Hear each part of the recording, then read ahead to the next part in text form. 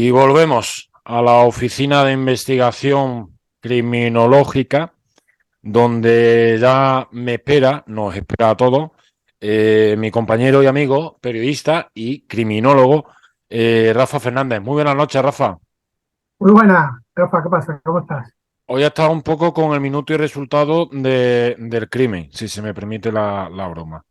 Sí, estamos probando estos cascos por si, bueno, estamos pensando en mejorar un poco siempre el sonido y la imagen y tal, así que bueno, vamos a probar esto por si funciona y si no, pues siempre podemos volver hacia atrás, ¿no? Bueno, pues hoy vamos a hablar, como lo adelantamos la semana pasada, de asesinos en serie de Europa.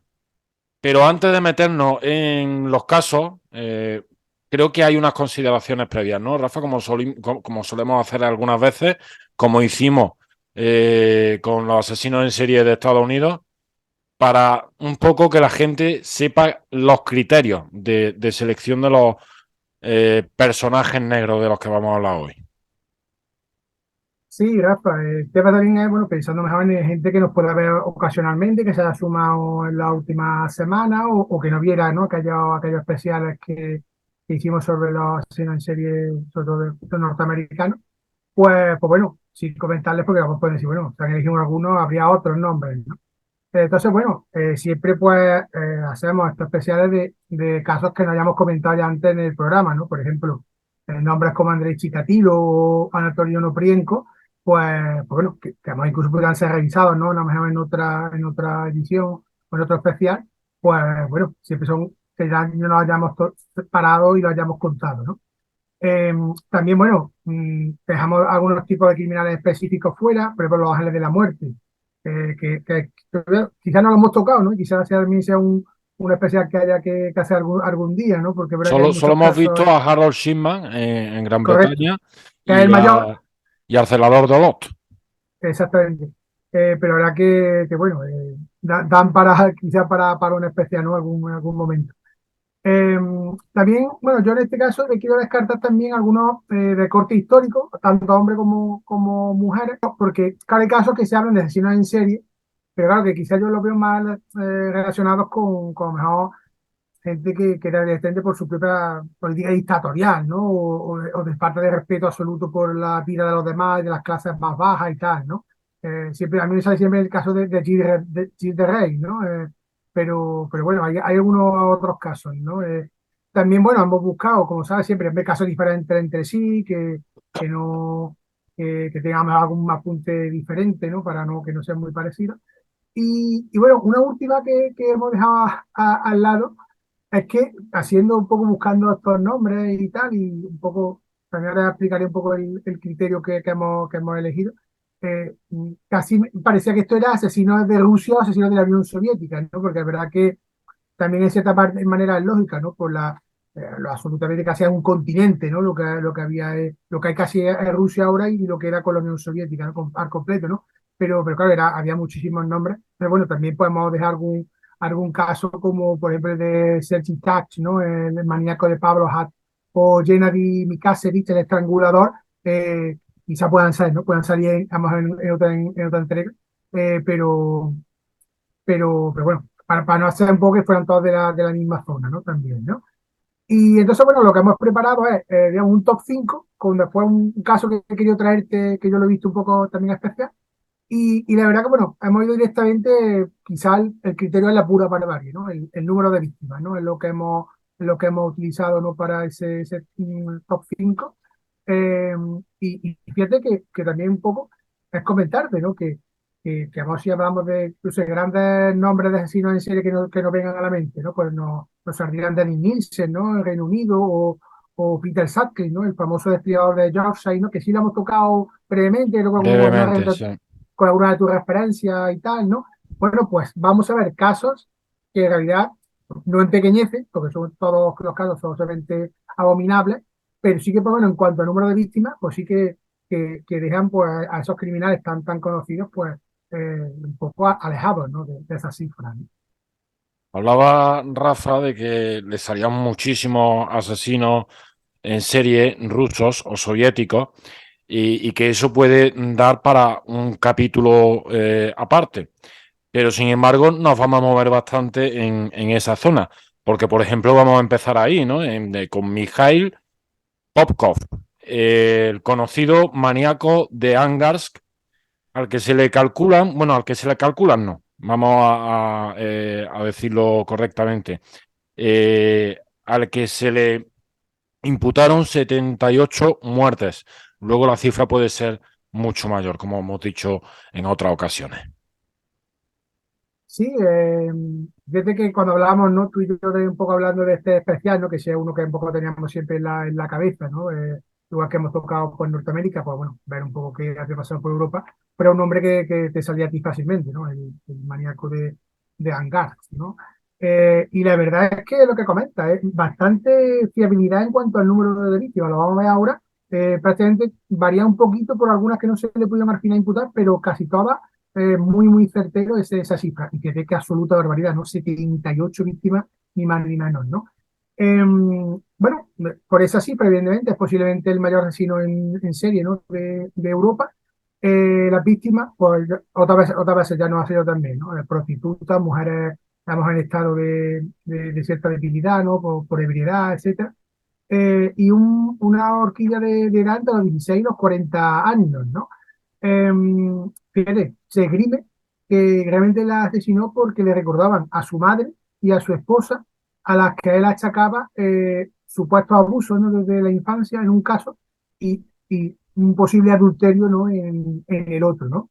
Y bueno, un apunte grave, ¿no? de Nigel Posco es que bueno, la recogía en su vehículo, ¿no? Mientras ambos estaban haciendo tostado, ¿no? Él la veía ahí con cierta opción, ¿no? de abordarla. Eh, y en un periodo de su barbarie criminal, entre 1992 y 1998, pues claro, es que él era agente de policía en Irkutsk. Entonces, claro, las podía engañar fácilmente y ellas pues se podían un poco pensar, bueno, que ese policía pues, le iba a hacer un favor, ¿no? Eh, y tú fíjate que absoluta un poco barbaridad, ¿no? Él realmente la evaluaba, ¿no? Para decidir si la tenía que asesinar o no, ¿no? Él lo que hacía era invitarla vamos a beber una copa más, vamos a tomarnos la última, ¿no? Tal. Eh, y entonces él se daba su ración. Si ella rechazaba la invitación, pues incluso pues, se cuenta, ¿no? Que él la volvía a dejar en el lugar acordado y con comillas les perdonaba la vida, ¿no? Eh, eh, pero claro, si aceptaba esa invitación, pues sí que le aplicaba su particular justicia, ¿no? Porque aceptar beber con alguien desconocido era obsceno e inmoral, según decía él, ¿no? Y reflejaba, perdón, un cierto comportamiento despreocupado, ¿no? Eh, Fíjate que también hablamos muchas veces, ¿no? de esa firma y tal, ¿no? De cómo que se utilizaba, qué método gustaba para asesinar. Y es la verdad que, más allá de la agresión sexual, que siempre también aplicaba, ¿no? A sus víctimas, pues es verdad que se vieron casos de usar hachas, cuchillos, destornilladores, punzones, incluso batas de béisbol, ¿no? Que te auténticas salvajadas, ¿no? Eh, y bueno, aplicaba pues evidentemente con las armas, pues al apuñalamiento, ¿no?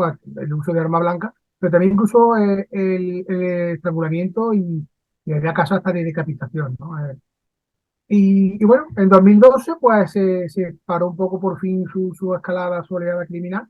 Fíjate, después de tomar el ADN a más de 3.500 agentes y exagentes de policía, también funcionarios y tal de diversos, por sospechas ya, porque ya de hecho ya había una denuncia de una superviviente, Svetlana Mijavicius, y había también la existencia en varios crímenes de una rodada de un vehículo, creo que era un Lada y tal, que, bueno, que era un vehículo policial, ¿no? Que es que aquí se asimilaba con que era un policía el que estaba ahí, ¿no? A la pobre Svetlana esta, pues no le hicieron mucho caso, también la hemos tirado algún otro caso, ¿no? Que se podía haber frenado antes la escalada, pero bueno, no es que sí nunca por suerte, porque fíjate, 78 víctimas, vamos, una auténtica barbaridad y brutalidad, pero se le pudo detener gracias a ello, ¿no? Se le relacionó con ese trabajo con 22 de los feminicidios. Sí, Aquí nos encontramos otra vez con el asesino misionero, que fue uno de los registros, por decirlo así, que dimos en su momento en el capítulo sobre motivaciones de asesinos en serie. Y su objetivo era, en este caso, limpiar, entre comillas, las calles de Angarsk de prostitutas. Se asegura que llegó a cometer incluso actos de necrofilia con los cadáveres, además de desfigurarlos y dejarlos en poses grotescas. Era una forma más de denigración de las mujeres, ¿no? Luego los enterraba, los cuerpos, ¿no? 2 años después de su detención, confesó otros 59 adicionales, asesinatos adicionales, perdón. Pero 3 quedaron, como decía Rafa, sin poderse relacionar. Y seguimos en Rusia con Alexander Pichushkin, el asesino del ajedrez. Sí, aparte, fíjate, una horquilla temporal muy parecida, ¿no? Veamos que Popkov fue en 1992-2010 y el caso de Pichushkin es 1992-2006, ¿no? Es verdad que, claro, Rusia es verdad que es enorme, ¿no? Y tal, ¿no? Pero fíjate que coincidencia, es curioso, ¿no? Esa coincidencia temporal, ¿no? Bueno, Pichushkin era lo típico, ¿no? Aquí no teníamos ese que era un policía, ¿no? Era un empleado de bajo, digamos, un trabajo de bajo rango, ¿no? Un trabajo en un local de comestibles en Moscú. Y bueno, se cuenta que ella empezó a matar a los 18 años, ¿no? Porque de hecho asesinó a un compañero, un compañero estudiante suyo, porque se negó precisamente a participar con él, ¿no? En estos primeros actos criminales y lo terminó empujando por una alcantarilla, ¿no? Y se terminó ahogando, ¿no? También él confesó, ¿no? Haber matado a un indigente, ¿no? Lanzándolo desde un edificio, ¿no? Que auténtica falta de respeto por la vida humana, ¿no? Entonces, bueno, ellos en 1992, pues él empieza a cometer asesinatos, pero va a pasar bastante tiempo, hasta 2001, cuando ya se empiezan a relacionar y se empieza a pensar que pueden ser obra todos de un solo asesino, ¿no? A él también se le conoció, aparte de como el asesino de las arenas, como el asesino del martillo, ¿no? Porque aquí él sí tenía una herramienta clara que era un martillo con el que asesinaba, ¿no? A martillazo a las personas, ¿no? Normalmente pues hacía lo clásico también, ¿no? Invitar especialmente a indigentes, ¿no? A tomar una cerveza, un vodka, para emborracharlo o, bueno, concertar citas con mujeres. Incluso también se hablaba de compañeros de trabajo, ¿no? A los que invitaba a algo y tal, ¿no? Fíjate que desde fuera se hace un poco extraño, ¿no? Porque claro, un compañero de trabajo, en cuanto desaparezca alguno más de uno, pues sería Claro. algo pues, llamativo, ¿no? Entonces, bueno, el caso, claro, fíjate cómo cuando se consigue detenerle, que todavía han pasado 5 años más, en 2006, tú fíjate la historia, es curioso, ¿no? Una de las víctimas pues había dejado en el contestador de su casa un papel escrito para su hijo, decirle, mira, estoy con esta persona, con su nombre entero, completo y el número telefónico, ¿no? Y a partir de ahí se pudo ver, bueno, está lo típico, la última persona que está con otra puede ser el asesino, el que está con una víctima, ¿no? Es verdad que ya él no ofreció resistencia y claro, lo tremendo es que la policía encuentra en su casa un tablero de ajedrez, sabes que son 64, ¿no? Casillas, ¿no? Es un 8x8. Bueno, pues él había ido tapando con los escaques, los tenía ocupados, y él había llenado 61. La realidad es que se habla de 48, creo que son 48, 49 asesinatos por prueba, pero él, que fíjate que evidentemente esa obsesión implica que él llevaba esa cuenta porque quería de completar el tablero, tú fíjate qué juego macabro, y él tenía 61 piezas, ¿no? Con lo cual hay que pensar que evidentemente sí que existen esas, digamos, 12, 13 víctimas que no se han relacionado, pero bueno, que Karimov también estarán pidiendo justicia, ¿no? Por desgracia, en algún lugar. Mencionábamos al principio, lo hacías tú, Rafa, al asesino en serie más célebre de Rusia, Andrei Chikatilo, Sí. condenado a muerte y ejecutado en 1994 por haber matado a 53 adolescentes y niños en el sur del país. De él hablamos también en el capítulo Asesino en serie, motivaciones. Pues el asesino del ajedrez, a ver si me acuerdo del apellido, Y Pichushkin, Shuskin. eh, el asesino del ajedrez manifestó que quería batir ese récord. El 10 de septiembre de 2007 comenzó su juicio y tuvo que ser aislado del público en un cubo blindado para proteger su integridad física, lo cual resulta paradójico, ¿no? Ya que varios familiares de las víctimas y sus vecinos manifestaron su intención de agredirle. El 24 de octubre de ese año, de 2007, fue declarado culpable, como decíamos, de 48 asesinatos y 3 tentativas de asesinato por parte del tribunal. Aquí tenemos una referencia. En 2008, The Biography Channel, o Bio, más popularmente, un canal de televisión dirigido a biografía de distintos personajes, como su propio nombre indica, emitió un documental titulado Alexander Pichushkin, el asesino del ajedrez. Y nos vamos, creo que es a Alemania, si no me equivoco, aunque no es Alemania del todo, con Karl Denk, el caníbal olvidado. Aquí nos movemos entre 30, perdón, y 42 víctimas. Sí, aquí es un poco lo que aplicaba, lo que comentaba, ¿no? Al principio, ¿no? Que por ejemplo, Sergi Chach, creo que estaba casi en la, no sé si era 37 o víctima o así, pero bueno, por no incidir un poco en criminal en Rusia, pues bueno, busqué este caso que yo no lo conocía, también, bueno, aprendemos nosotros, ¿no? También en la preparación de estos especiales, y la verdad que es un caso, la verdad que aterrador, ¿no? También un poco, no me meto un poco en el terreno de Tony Cruz, ¿no? Que sabe que es un apasionado de la historia, ¿no? Y tal, pero fíjate que es curioso, ¿no? Porque se habla que es de un asesino en serie germano, ¿no? Tú decías, ¿no? Alemán, pero en realidad lo que existía entonces era el imperio, ¿no? Alemán. Y fíjate que él, de hecho, nació en una ciudad un poco impronunciable, Oberkunsendorf, cerca de Münsterberg, un 12 de agosto de 1860. Y fíjate que de 1945 ya esa ciudad no es ni siquiera Alemania, es Polonia, ¿no? Se le conoce como Kalinowicz Orne, ¿no? Y bueno, a él parece que a los 12 años, pues lo típico, ¿no? También esa infancia problemática, algo que hemos visto también en otros casos, ¿no? Que vamos a estar también precisamente en algún otro de este especial. A los 12 años, pues se tuvo que escapar de casa y tal. Pero bueno, parecía que al principio era una persona normal, ¿no? Que él, bueno, trabajó como organista, ¿no? En una iglesia, en una parroquia local, y era una persona bastante querida, ¿no? En su comunidad, ¿no? Y fíjate que él daba asilo a vagabundos en casa, ¿no? Y fue como apodado el padre de Genke, ¿no? Claro, en 1906 él deja de participar, ¿no? De ser miembro de la iglesia y vamos a conocer ahora lo terrible, ¿no? Que empezó a estar en todos esos años, ¿no? Porque, bueno, fue un criminal atroz, ¿no? Pasan bastantes años, es el 20 de diciembre, ¿no? La Navidad casi ya de 1924, y Denke es detenido porque ataca a un hombre en su casa con un hacha, ¿no?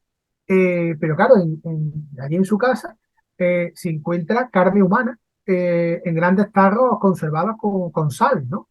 Eh, y bueno, él también llevaba un conteo, ¿no? Un libro, y él decía, tenía detalles de hasta 42 personas, ¿no? Que él había asesinado y evidentemente cometido canibalismo, ¿no? Lo había canibalizado. Él dice que entre 1914 y 1918, ¿no? Se cree, se comenta que incluso vendió la carne de sus víctimas en el mercado de Breslau, como si fuese de cerdo. Como en otros casos, no tuvo castigo penal apenas. ¿Por qué? Porque 2 días después de ser arrestado, decidió ahorcarse en su celda. Y ahora nos vamos con un caso bastante curioso. Yo cuando lo he repasado me he quedado un poco gaga, que dicen ahora los jóvenes. Bruce George Peter Lee, 26 víctimas. Sí, nos vamos a la década de los 70, ¿no? Nos acercamos un poquito a la modernidad. Ya mi década final de nacimiento, todavía no la tuya. Y fíjate también porque sí, es un caso que yo tampoco conocía y me ha resultado muy llamativo, ¿no? Porque a uno de los, no hay muchos casos desde luego de asesinos en serie que mataban gracias a la acción del fuego, ¿no? O sea, lo que se llama la piromanía, La ¿no? piromana, eso. Eh, Eso es, lo vemos en algún caso, gente que decide quemar bosques, ¿no? Que también evidentemente se podrán quemar ellos mismos. Eh, pero claro, muchísimo más grave evidentemente es que tú utilices esa digamos, perversión para matar gente sin importarte, ¿no? Quemar una casa sin importarte que haya gente dentro, ¿no? Bueno, como os comentado, ¿no? Una infancia difícil, ¿no? La madre ejercía la prostitución, creo que la dejó a cargo de su abuela, ¿no? A este hombre. Él vivió un poco de orfanato al final en orfanato, ¿no?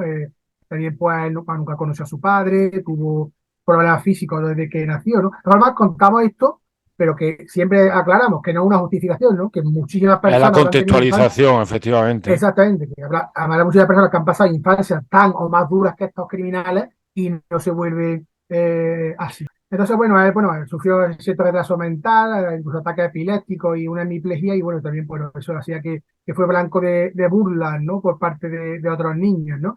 Y bueno, él, bueno, era un amante también de las tareas marciales, pero claro, la gente diría, bueno, esto es Bruce Lee por delante, por detrás, ¿esto qué es? Bueno, es que él pues cambió el nombre para adaptar y ponerse también ese Bruce Lee que apareciera. Y fíjate que eso fue lo que también, desde ahí, justamente empieza un poco su carrera delictiva, ¿no? Digamos, si eso le sirvió para que una digamos, tomar cierta valentía o ve tú a saber, ¿no? Y bueno, en junio de 1973, pues ya se registra su primera víctima fatal, ¿no? Que es un chiquillo de 6 años, ¿no? Richard Ellington. Y meses más tarde, pues Bernard Smith, de 72 años, y David Brewer, de 34, pues también era gente que vivía sola, y bueno, él aprovechó la situación, prendió fuego a los inmuebles y no tuvo ninguna compasión, ¿no? Eh, y después, bueno, al final ya en 1974, pues otra víctima, ¿no? Elizabeth Rocard, pues de 82 años, pues fíjate que era una persona viuda, con problemas motrices y tal, ¿no?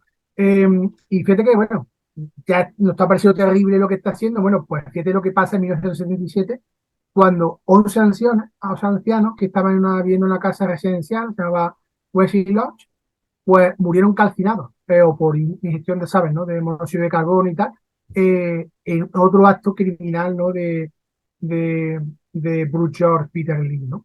Eh, Fíjate que aquello a él no le pareció nada, porque, entre comillas, va matando de uno en uno y tal, mata a 11 personas de una vez, y puedes pensar, bueno, igual te comías mi pasado, ¿no? Pues no, a él le dio absolutamente igual, y poco tiempo después, pues iba a asignar prácticamente a una familia entera, ¿no? Christine Dixon, de 24 años, y su hijo Mark, de 5, Steven, de 4, y Michael, de 7, solo 16 meses, ¿no? Que incluso te dan incluso más pena, ¿no?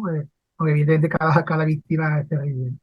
Y bueno, ahí se salvó un poco de milagro el padre de la familia y otro de los hijos, ¿no? Y bueno, ya por fin, en 1979, ya en diciembre, pues bueno, se le iba a poder un poco frenar, ¿no? Su carrera delictiva y criminal, ¿no? Fue presidente en la ciudad de Hull, donde, bueno, él comenzó un incendio en la casa de los Hastings, una familia que tampoco es que fuera muy querida, ¿no? En ese vecindario y tal, y fíjate, dejó otros 3 niños muertos, ¿no? Y bueno, ya ahí se vio, ¿no? Que sí apareció, había un sospechoso, ¿no? Que escapó en un automóvil Robert 2000, y bueno, la declaración de los testigos, ¿no? Y ya después, pues, poco ya el cerco policial y sus propias confesiones, pues le terminarían condenando, ¿no? Pero sí que es verdad bueno, es un número de víctimas altísimo, y bueno, sí con esa condición especial de hacerlo mediante el fuego. Bruce George Peter Lee no pudo aguantar el asedio policial y confesó ser el autor del último incendio, el de Hull, aunque en su relato confesó no querer matarlos, y que tuvo algunos problemas con esos integrantes, perdón, del clan familiar perjudicado. En el juicio se condenó a Bruce Lee, es que esto era lo que me llamaba la atención, ¿no? Porque se condenó a Bruce Lee. Bruce Lee, el pobre, no tiene nada que ver con esto.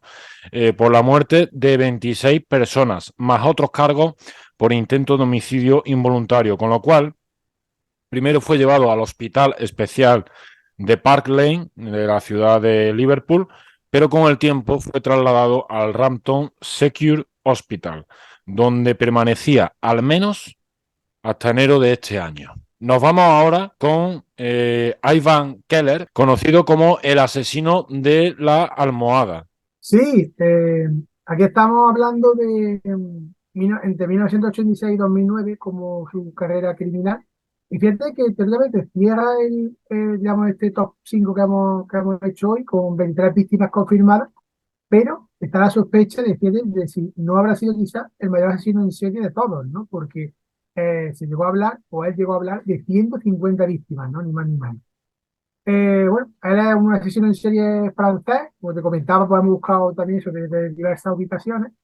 Y bueno, en principio él está acusado de al menos 23 crímenes, pero no solo en Francia, sino también en Suiza y en Alemania, ¿no? A ella digo, él confesó que incluso habían sido 150, ¿no?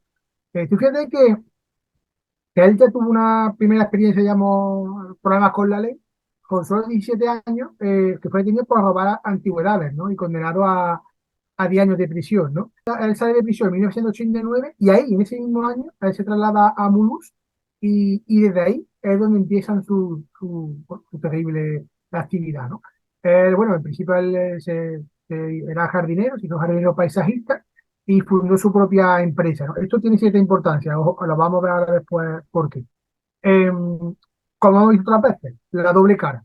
Los clientes pues hablaban muy bien de él, con plena satisfacción, ¿no? Que era una persona servicial, amable, incluso cariñoso con los animales, ¿no? Pero fíjate que ya una primera pareja que él tuvo, de nombre Marina, ella contó que había tenido que ella verse obligada a prostituirse porque él necesitaba dinero constantemente bueno, pues un poco por el lujo, ¿no? El juego, ¿no? Los casinos, las carreras de caballos, ¿no? El pernoctar en buenos hoteles, los buenos restaurantes, etcétera. Y claro, el problema es que ahora empiezan a aparecer cadáveres, pero se daban a lo mejor como muertes naturales, ¿no? Pero claro, ya la familia veían indicios extraños, ¿no? Piezas pesadas que aparecían movidas de sitio, ¿no? Que eso, claro, lo detecta a lo mejor no la policía, pero sí una persona que conozca la casa, ¿no? También ciertos detalles como aparecían los cuerpos, y también, bueno, en algún caso que empezaban a aparecer muertos en la misma calle, ¿no? No es tampoco una cosa muy normal, ¿no? Eh, y y claro, en cuanto a indicios ya más sólidos, pues una hija de las víctimas, ¿no? Augusta, pues claro, descubrió que la tarjeta bancaria de su madre había desaparecido, ¿no? Y que se había usado, que se había usado hasta 3 veces en esa ciudad que comentaba, en Mulhouse, desde su muerte, ¿no? Y tú fíjate, terrible dato otra vez, ¿no? Entre 1993, perdón, y 2003, a Keller lo denuncian hasta, en total 3 veces, pero las dos primeras él no, o sea, no prospera, él consigue salir impune, ¿no? Que fíjate que a lo mejor ahí, estamos con cierta diligencia, o a lo mejor ese golpe de suerte en la investigación, pues podría haber frenado mucho antes la actividad, ¿no? Delictiva, ¿no? Eh, y claro, ¿qué es lo que pasa? Lo que te comentaba de la jardinería. Claro, eso permitía entrar fácilmente a las casas de las víctimas, ¿no? Bueno, para hacer esa reforma o ese cuidado de jardín, ¿no? Pero claro, ¿cuál es la realidad? Pues que él tenía un ánimo de lucro evidente, ¿no? Lo que hacía era asesinar a las víctimas y poder robarle sus objetos de valor, ¿no? Que después él se comentaba y se confesaba, ¿no? Que vendía a comerciantes de segunda mano. ¿Por qué el asesino de la almohada? Les digo que muchas veces en este caso los periodistas a lo mejor pues, no somos muy originales, ¿no? Pues que directamente él cometía, ¿no? Esa asfixia por sofocación con la almohada y a veces por lo que hacía eso, que es que hacía la cama después tan perfectamente que parecía una muerte natural, ¿no? Hablábamos de 23 víctimas confirmadas, de 150 de las que él hablaba, y el caso es que entre esas dos cifras se sospecha que mató al menos a 40 ancianos en Alsacia, región de Francia, Suiza y Alemania. Sin embargo, solo fue procesado, como decíamos, pero fíjate, por 5 homicidios únicamente, ¿no? 3 en Haut-Rhin, el Alto Rin, en 1994, y 2 en Bas-Rhin, el Bajo Rin. Otros 8 asesinatos investigados podrían haber completado la lista más real, aunque los investigadores también encontraron similitudes en otros casos. El 22 de septiembre de 2006, a los 46 años, Keller se suicidó en una cárcel del Tribunal Superior de Mulhouse, donde usó los cordones de sus zapatos en una celda para ahorcarse. Sus últimas palabras fueron: yo solo quería ser amado. Pues vaya tela.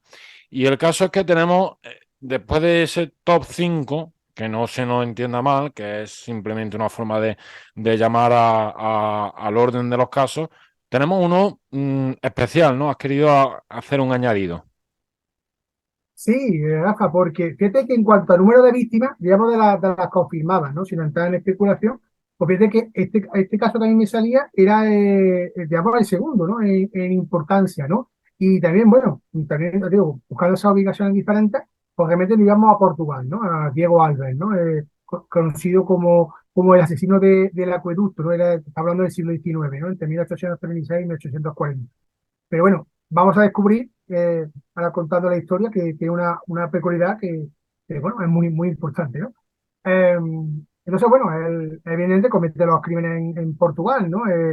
Realmente los cometió en el área del acueducto de Aguas Libres, ¿no? Que de ahí ese sobrenombre. Y bueno, lo que hacía es que él robaba paseantes, tampoco demasiado ricos, incluso pobres, y claro, los tiraba desde la altura, desde el acueducto, claro, una altura de casi 60 metros, ¿no? Creo que era mortal, ¿no? En la gran mayoría de los casos, ¿no? Lo hacía evidente para no evitar ser identificado, ¿no? Y claro, también para que pareciera un suicidio, ¿no? Porque sabes que por desgracia, pues una de las tendencias políticas más conocidas es directamente la el arrojarse. precipitación a arrojarse al vacío, ¿no? Entonces, bueno, él evidentemente, pues bueno, lo hacía con un ánimo de lucro, ¿no? Evidente, pero se cuenta, ¿no? Cuando ya un poco se investiga todo, que en realidad fue bastante influida digamos, o sea, le influía una mujer, ¿no? Se habla de María Parreiriña Gertrudis, ¿no? Eh, la historia, bueno, que evidentemente pues tenía una vida muy disoluta, ¿no? Empezaba a beber en exceso, a apostar, ¿no? Y ya, pues, bueno, vaya al paso siguiente a la criminal. Entonces, bueno, tú fíjate que a él lo van a condenar, a él fue ahorcado, de hecho creo que fue el penúltimo que hubo en el país de nuestro vecino, en febrero de 1841, pero a ella se le condenó, o sea, se le vio responsable también de esa, en cierta manera, de esa actividad criminal, porque a él se le condenó, tú sabes, la pena de destierro que existía entonces, ¿no? En las colonias africanas, ¿no? Que tenía Portugal, creo que Angola, ¿no? Mozambique, creo que son algunas de ellas, no sé exactamente a cuál, pero algunas de ellas, pues allí acabó sus días María Parreiriña Gertrudis, ¿no? Y tú fíjate que las acciones, bueno, impactaron tanto en aquella época que bueno, científicos del Colegio Médico Quirúrgico de Lisboa, pues fíjate que ellos querían estudiar su cerebro, ¿no? Para ver si podían, de dónde podía anidar tanta maldad, ¿no? O sea, ellos seccionaron, cortaron la cabeza para ser estudiada, ¿no? Pero bueno, con todo y con eso, este caso, ¿no? Que evidentemente, pues fíjate que es una auténtica barbaridad, ¿no? Que a lo mejor, entre comillas, no puede haber mucha violencia en cuanto al acto, pero si él agarra a las personas, posiblemente con vida, a través del acueducto, pues, ¿qué es lo que un poco le hace especial, lo que a mí me ha llamado la atención? Pues que Rafa estaba hablando de que Diogo Alves era español. Él nació en Galicia, en la localidad de Samos, con lo cual en realidad claro, es verdad que sus actos los comete en Portugal, podríamos considerarlo como también uno de los mayores asesinos en serie de la historia de España, ¿no? Sería el Porque mayor. él tiene, claro, porque él tiene, fíjate que hemos hablado muchas veces del arropiero, ¿no? Como es el que siempre se le relaciona. Bueno, pues en este caso, si esos orígenes son verdad, verdad que estamos hablando, ¿no? Que el siglo XIX es más complicado, pero en principio parece que sí, ¿no? Porque de hecho no fue una cosa de un nacimiento accidental, sino que fue en torno a los 18 años así cuando sus padres pues lo intentaron fíjate, bueno, así el niño, así ya madura, vete a trabajar a Lisboa y tal, ¿no? Pues ojalá nunca lo hubieran hecho, ¿no? Pero el caso es que Diogo Alves, este considerado como mayor asesino en serie de Portugal y uno de los mayores de Europa, en realidad era español, era gallego, tiene un origen gallego bastante confirmado. Curioso, porque nunca aparece en los típicos capítulos de asesinos en serie, en los estudios, ¿no? De asesinos en serie españoles. A día de hoy, la cabeza seccionada de este hombre es preservada en un recipiente de cristal, donde una solución de formaldehído ha perpetuado la imagen de un hombre calmado, contrario a como realmente era, ¿no? En concreto se encuentra en el Teatro Anatómico de la Facultad de Medicina de la Universidad de Lisboa. Y aquí, como dato curioso, voy a decir que ya en 1911 se realizó un film en Portugal sobre este individuo y su trayectoria criminal. Se titula Los crímenes de Diogo Alves. Rafa, ¿con qué vamos la próxima semana? Bueno, pues yo, bueno, en mi análisis y tal, como te comentaba, he tocado muchos casos, yo creo que nos dan, ¿no? Para hacer una segunda entrega, un poco al estilo de lo que hicimos con Asesino en Serie norteamericano, y creo que seguramente lo que haremos, si la actualidad no dice otra cosa, es que repasemos algún caso más que hemos dejado aparte. Yo creo que quizás, si te parece, a lo mejor los casos soviéticos que hemos hablado, yo creo que casi dan también para un especial, que podemos dibujarlo aparte, pero bueno, seguiremos recorriendo Europa con algún otro caso más, ¿no? Para hacer que sea pues, un dibujo más completo, ¿no? De lo que han sido asesinos en serie en nuestro continente. Pues lo dicho, seguiremos con los asesinos en serie europeos. Hoy hemos estado en Rusia, hemos estado en Gran Bretaña, en Alemania, Polonia en Francia, pero también Suiza y Alemania nuevamente, y en Portugal con esa posibilidad de que Diogo Alves sea el mayor asesino de la historia de nuestro país. Rafa, como siempre, muchísimas gracias. Nada, gracias a ti, un placer como siempre, amigo. Un abrazo. Otro.